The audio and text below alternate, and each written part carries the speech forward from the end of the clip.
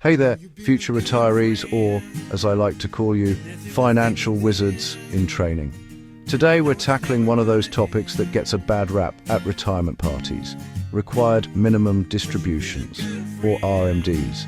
Yes, I know, it's a topic that sounds like it was designed to be as thrilling as watching paint dry. But trust me, with the right mindset and a little humor, we're going to make this RMD thing a breeze. Because let's face it, when you hit 73, this little guy here is going to start calling the shots. So, buckle up. We're going to walk through everything you need to know about RMDs, from what they are to how to calculate them, and even a few tricks to make them less painful. Yes, there are some tricks. Spoiler alert, no, you can't just ignore them. Alright, before we get into the nitty-gritty of calculating RMDs, let's start with the basics. What exactly are RMDs and why do they exist? Well, RMDs are the amounts that the IRS forces you to withdraw from your tax-deferred retirement accounts like your traditional IRA, 401k or 403b. The goal: the IRS wants to make sure you don't just keep that money locked up forever and they'll get their taxes eventually. You know, it's kind of like the IRS says, hey, thanks for not paying taxes all these years, but it's time to let us in on the party. And the fun part? You have to start withdrawing from these accounts by the year you turn 73. And no, you can't just take the money and stuff it under your mattress unless you want to deal with some serious penalties. So when do these RMDs actually start?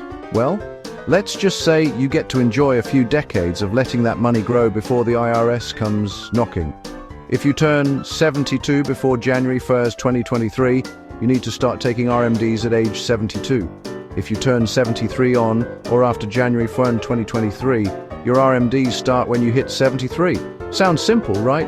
But don't get too comfy. This is where the fun begins because we're about to jump into the actual calculations. And don't worry, I'll walk you through it like I'm holding your hand in a math class you didn't want to attend. Okay, let's get into the real reason we're here.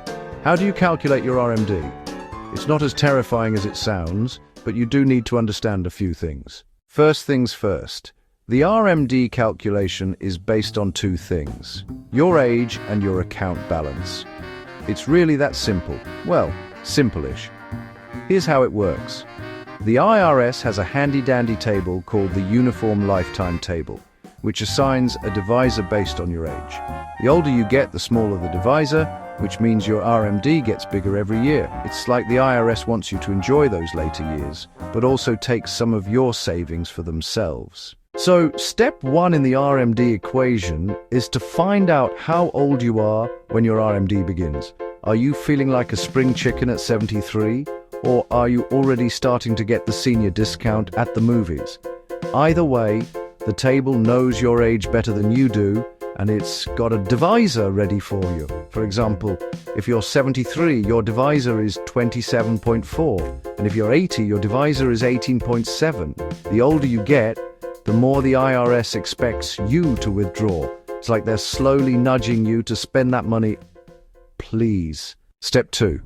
What's the balance of your retirement account at the end of the year before you take your RMD? This is the amount you'll divide by your divisor. So if you have $200,000 in your traditional IRA and you're 73, your divisor is 27.4. And here's the math. 200,000. 27.47299.63. That's how much you need to withdraw as your RMD for the year. Ta-da! You just calculated your first RMD, and it only took, like 30 seconds? Honestly, I thought it would take longer too, but here we are. On to the next step. Now let's talk about what happens if you don't take your RMD. I know you're thinking, why not just skip it? Who's going to notice? Spoiler alert, the IRS will notice. And when they do, they'll hit you with a 50% penalty on the amount you should have withdrawn.